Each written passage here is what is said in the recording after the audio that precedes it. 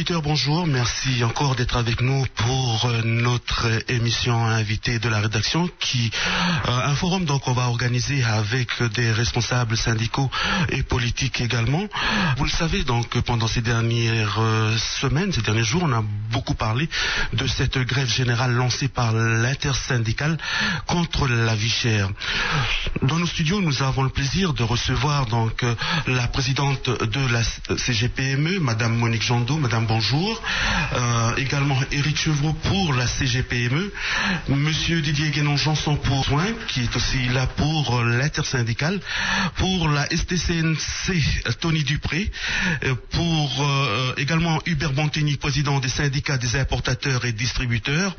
Pour le gouvernement, Anthony Lecrin. Également, nous avons Caroline Machoro pour le FLNKS et Philippe Michel pour Calédonie Ensemble. Messieurs, mesdames, bonjour. Merci d'être avec nous pour notre émission ce jour. Je rappelle simplement que l'intersyndicale, l'USOIN, Fédération des fonctionnaires, COGETRA, UTCFE-CGC, la CSTNC a lancé donc un mouvement de grève le 15 mai dernier contre la vie chère qui a pris fin lundi avec la signature d'un protocole d'accord de fin de conflit. Un conflit qui, je rappelle bien sûr, a duré 12 jours et qui a touché beaucoup de secteurs économiques dans notre pays. On peut parler donc du transport, les grandes distributions qui ont été bloquées. Il y a eu également qu'on a ressenti la pénurie de carburant, donc ici sur Nouméa, dans les stations, il n'y en a plus de carburant dans les stations, différent des îles Loyauté, puisque la pénurie de carburant avant la grève générale, il n'y avait plus de carburant aux îles. Donc là, je ne cite que cela, mais finalement, un protocole d'accord après 27 heures de négociation a été signé lundi tôt le matin. Monsieur Michel, c'est à vous la parole. Donc beaucoup d'interventions depuis un instant. Vous, qu'est-ce que vous voulez dire maintenant? Écoutez, d'abord, je veux dire que je suis comme tout le monde. Tout le monde fait le même constat. Il était absolument indispensable de sortir de cette crise, parce que ni la population ni le pays ne pouvaient le supporter davantage. Donc de ce point de vue-là, la signature du protocole de fin de conflit est une bonne chose. Et puis ensuite, je voudrais rebondir sur ce que disait Didier Guénon-Janson, sur l'avant et l'après. Moi, j'espère effectivement sincèrement qu'il y aura un avant et un après dans cette affaire, parce que ce qui me frappe dans cette affaire de vie chère, c'est que nous n'aurions pas dû nous retrouver au commissariat ce week-end. Ça fait 2 ans que ce problème il est posé sur la table intersyndicale. Elle a manifesté en 2011. On avait mis en place, non sans mal, une commission spéciale vie chère au Congrès sur ce sujet. On a signé des accords économiques et sociaux dans lesquels il y avait toute une liste de réformes, celles dont on a reparlé ce week-end. Et le travail qui aurait dû être fait sur ce sujet n'a pas été fait. C'est ce qui a conduit l'intersyndicale depuis le mois de février, Romain. Depuis le mois de février, la mobilisation était annoncée, c'est-à-dire que ce qui est incompréhensible, et en tout cas ce qui ne doit pas se reproduire dans cette affaire, c'est qu'alors qu'on s'était mis d'accord depuis plus d'1 an pour discuter, qu'on avait adopté un régime de réformes et de mesures ensemble, que l'intersyndicale avait clairement dit que, faute de travail fait, faute d'engagement tenu, la mobilisation allait seulement la mise en œuvre du préavis de grève déposé en février, mais en plus 12 jours de grève générale pour avoir cette réunion. Qu'est-ce que ça veut dire? Eh bien, ça veut dire qu'il y a quelque chose dans le système qui n'a pas fonctionné comme il aurait dû. Ça, c'est très clair, parce que tous les partis politiques, ils ont signé les accords économiques et sociaux du 12 juin. Et la liste des réformes dont on a parlé ce week-end, elle était déjà prévue avec un calendrier dans les accords économiques du 12 juin dernier.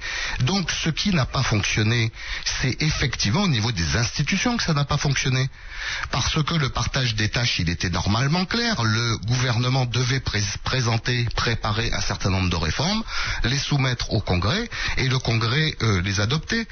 Et il y a bien, j'attire l'attention de tous les Calédoniens aujourd'hui, il y a bien une majorité aujourd'hui qui dirige le gouvernement, et il y a bien une majorité aujourd'hui au Congrès, ce qui signifie que si le système avait fonctionné normalement, l'intersyndicale n'aurait pas dû être contrainte de bloquer tout le pays. Donc j'espère, moi, de ce point de vue-là, qu'effectivement il y aura un avant et un après, parce que de nouveau des engagements très précis ont été pris dans ce protocole. Et il faut espérer que ces engagements, ils soient effectivement tenus, parce que sinon les mêmes causes vont reproduire les mêmes effets. Et je le dis, Romain, avec d'autant plus de sincérité que moi je représente un parti politique, Calédonie Ensemble, qui est dans l'opposition et au gouvernement et au Congrès. Tout le monde le sait, c'est un secret pour personne. Voilà. Au gouvernement, on est cantonné dans des attributions subalternes, mais c'est la loi de la démocratie. S'il y a une majorité qui décide de gouverner, très bien, dont acte, et puis ensuite l'électeur tranchera aux prochaines élections. Mais ça ne nous a pas empêché, nous, groupe d'opposition, de faire un certain nombre de propositions au Congrès, qui étaient d'ailleurs des propositions contenues dans les accords économiques et sociaux. Je parle de la loi antitrust qui a été votée d'ailleurs avec les voix indépendantistes, je le souligne. C'est-à-dire que là, pour une fois, les clivages opposition-majorité se sont effacés sur ce sujet pour honorer un engagement central et fondamental. Nous avons déposé 4 autres propositions sur le bureau du Congrès, sur le prix du carburant, qui est un élément essentiel de la vie chère, ou sur la création d'emplois, qui est un autre élément central, et que j'espère qu'effectivement, quelle que soit d'ailleurs la position des uns et des autres, majorité ou opposition, le travail va pouvoir être fait et les engagements tenus, parce que sinon, les Calédoniens, ils vont désespérer et de leur politique et des promesses qui sont faites, et que clairement c'est pas bon pour le pays. Donc moi, et je conclurai là-dessus, Romain, ce qui me frappe dans cette affaire, c'est qu'il ait fallu 2 ans pour en arriver là, c'est qu'il ait fallu que cet accord il ait été signé au Haut Commissariat, ce qui est quand même, dans une matière où on est totalement de notre compétence, c'est quand même parfaitement au moins choquant, ou en tout cas remarquable, parce que normalement nous n'avions pas besoin de l'État pour régler ces problèmes. Le pays est quand même en train d'apprendre à construire aussi. Oui, bien sûr que oui, mais ce que je dis là, et quand je le dis, j'agresse personne. Ce que je le dis là, vous le savez tous, des milliers de Calédoniens se sont fait cette remarque et se sont fait ce commentaire. C'est comme, alors, après qu'on se comprenne bien, comme vous le dites, oui, le pays est en train de se construire, et oui, bien sûr, la gestion de nos propres affaires, ça s'apprend. Mais je répète que tout ce qui a été décidé ce week-end était déjà inscrit et avait déjà fait l'objet d'engagement, et que de ce point de vue-là, les institutions en général, effectivement, ne sortent pas grandies de cette affaire. Et donc j'espère qu'effectivement les mesures qu'on a prises ou qu'on a décidées ce week-end seront effectivement suivies d'effet. Monsieur Michel, avant de donner la parole à monsieur... Oui, Romain, pour dépasser un peu donc effectivement l'avant, et puis se projeter un peu vers l'après. Pour rebondir également sur ce qui a été dit par Monique Jandot et Didier Guénan. Effectivement, il ne faut pas jeter bébé avec l'eau du bain. C'est-à-dire qu'effectivement, un certain nombre de choses ont progressé dans ce pays ces dernières années. Monique Jandot parlait tout à l'heure de l'augmentation des bas salaires. Qui avait été mise en place par le gouvernement Gomes et qui a permis aux Calédoniens qui disposent des revenus les plus faibles de voir un peu leur salaire relevé, mais effectivement aussi, et ça je pense que c'est un constat partagé par tout le monde, notre société ne peut pas rester ce qu'elle est, parce qu'il y a des inégalités qui sont trop importantes dans le pays aujourd'hui. Je vais donner quelques chiffres très simples pour que tout le monde mesure de quoi on parle. La question de la cherté de vie, elle est réelle, elle est incontestable quand on sait qu'il y a en Nouvelle-Calédonie un salarié sur 2 qui gagne moins de 200 000 francs par mois. Et quand je dis un salarié sur 2, ça c'est la moyenne publique et privée, parce que quand on va dans le secteur privé, là c'est 2 salariés sur 3 qui gagnent moins de 200 000 francs par mois. Et on comprend bien qu'à notre époque, avec 200 000 francs par mois, on ne peut pas élever une famille.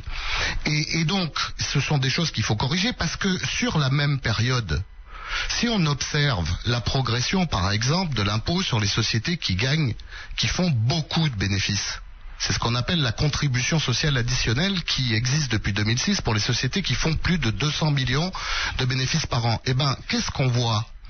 On voit que ces sociétés qui étaient 30 en 2006 sont 90 aujourd'hui, et que le rendement de cette contribution sociale additionnelle qui était de 2 milliards en 2006, elle est de 5 milliards et demi aujourd'hui. Qu'est-ce que ça veut dire, Romain ? Ça veut dire que les bénéfices des très grosses sociétés ont progressé beaucoup plus vite que les salaires et les revenus de la plupart des Calédoniens. Alors, qu'on se comprenne bien. Qu'il y ait des sociétés qui gagnent de l'argent, c'est très bien et c'est nécessaire au pays. Mais après, le problème, c'est qu'il faut partager. Parce que quand on ne partage pas, le résultat, c'est qu'on fabrique de la pauvreté en Nouvelle-Calédonie et de l'exclusion. Ce sont les statistiques officielles qui nous disent qu'aujourd'hui, il y a 60 000 Calédoniens qui vivent avec moins de 70 000 francs par mois. Je répète ce chiffre. Il y a 60 000 Calédoniens, c'est-à-dire quasiment un Calédonien sur 4, qui vit avec moins de 60 000 francs par mois. Eh ben, c'est pas compliqué. Si les politiques d'une part et les acteurs économiques et sociaux d'autre part, ils ne sont pas capables de régler cette situation, la construction du destin commun et la construction de notre avenir, elle n'est pas pour demain. Et donc, si on veut que ce pays maintienne sa cohésion sociale et puisse avoir du développement économique, il faut absolument régler cette question. C'est pourquoi, et je terminerai par là, je le redis, Romain, quelle que soit la place des uns et des autres, qu'on soit dans la majorité ou dans l'opposition pour parler des politiques, qu'on représente le patronat ou qu'on représente les salariés pour parler du monde économique et social, il faut apporter sa contribution au débat et nous dépasser chacun. Voilà, il faut faire des propositions, il faut se rendre compte de cette situation et il faut progresser. Voilà, on peut aussi passer 27 heures à discuter ici sur tout ce qui se passe dans le pays et avec les négociations qui sont passées dans ce week-end, mais également parce que le pays est en train de se construire, beaucoup de choses doivent être dites et doivent se faire en commun. Il y a quand même, on va arriver à la fin de cet échange, 14 engagements. Il y a aussi donc une commission de suivi, il y a un comité de suivi donc sur ce protocole d'accord qui a été signé donc lundi matin. Monsieur Michel? Oui, je vais faire plus court. Quand on traite le problème de vie chère, ou plus exactement de pouvoir d'achat, puisque la vie chère, c'est un problème de revenus d'un côté et de prix de l'autre, hein, et tout ça, ça peut se synthétiser par le pouvoir d'achat.